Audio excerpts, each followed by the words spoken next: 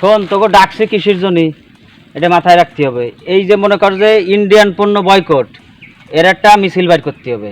জি ভাই। এবং যদি 5,000 10,000 যত লোক লাগে মিছিলই আনতে হবে। সবাই বলতে হবে একটাই ডায়লগ, ইন্ডিয়ান পণ্য বয়কট। জি ভাই। কি? জি ভাই, ইন্ডিয়ান পণ্য বয়কট। এবং মিছিল শেষে প্রত্যেককে বলে দিতে হবে, প্রত্যেকের ফেসবুকেতে স্ট্যাটাস দেবে যে ইন্ডিয়ান পণ্য কি চলবে না, ইন্ডিয়ান পণ্য বয়কট করতে হবে। এই দিয়ে আমার মিছিল করতে হবে, ঠিক আছে? জি ভাই। জি ভাই। এই ব্যবস্থা তোমরা করো, ঠিক আছে? আনতে টাকা লাগলে সমস্যা নাই। হ্যাঁ আচ্ছা ওকে। ঠিক আছে, তাহলে যাও। হ্যাঁ, ওকে।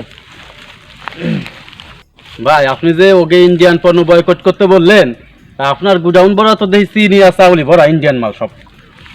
এ মা ওর পো, তুই এত বোঝো কে? ওগো কইছি আমি কিসের জন্য, ওরা ইন্ডিয়ান পণ্য বয়কটের একটা নাটক করে, মনে কর সারা বাংলাদেশে খালি মিছিল বের করে, ফেসবুকে স্ট্যাটাস দেবে ইন্ডিয়ান পণ্য চলবে না। তখন আমি কি করব? ওই ইন্ডিয়ান চিনি চাইলে আমি বাংলাদেশি সিল মাইরে সব ডাবল দামে ব্যস্ত। তুই বোঝো না সিন্ডিকেট কি? তুই বোঝো না? ঠিক সব মনে কর বাংলাদেশি ভাই, আমার সাথে বেড়াবি না, বেড়াইলে বল দামি করা হয়ে গেছে ভাই, বুঝতে পারি নাই খবরদার, আপনি যে এই কাজ করবেন। সাবধান হয়ে যাও।